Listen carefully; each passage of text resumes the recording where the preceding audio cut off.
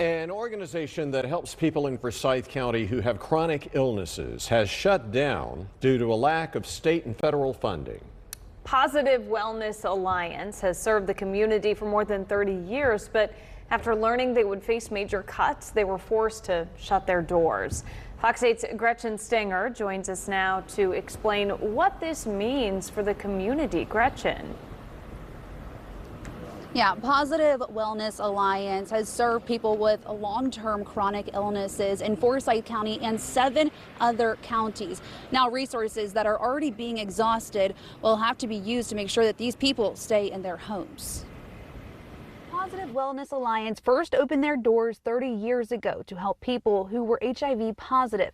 As the program expanded, they started serving people with long-term chronic illnesses, providing medical support and ensuring people find housing or stay in their homes. Because the science has been pretty clear that if people have safe and secure housing, they are much more likely to adhere to a treatment plan.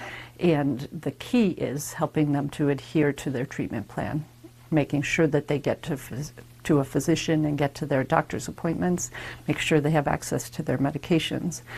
If you don't have housing, those things become much more difficult.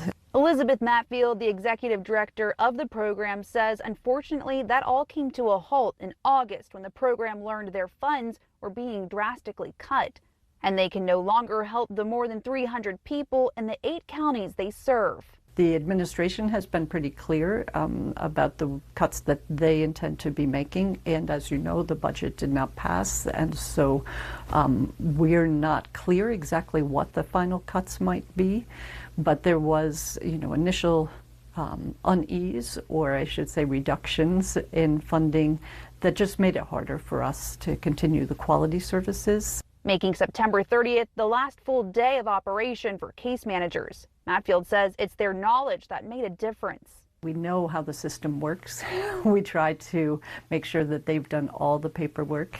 Many of the clients or the people that are just coming to us as potential clients, have waited quite a while to get housing, and we don't have any indications that they will be getting housing anytime soon. Matfield is able to continue their efforts until December, when their doors will officially shut. Until then, she's spending each day providing for all their clients on her own. I've worked very hard to maintain some of those services, so make agreements with different organizations to pick up some of those added responsibilities. But some of them obviously will come to an end. The services that we provide won't be replicated by one organization. Matfield said she's already seeing people falling through the cracks, and she fears that this may lead to more homeless people living on the streets. So she's taking her concerns to the Winston-Salem City Council on the 20th to hope that they can do something to help with this. In Winston-Salem, Gretchen Stinger, Fox 8 News.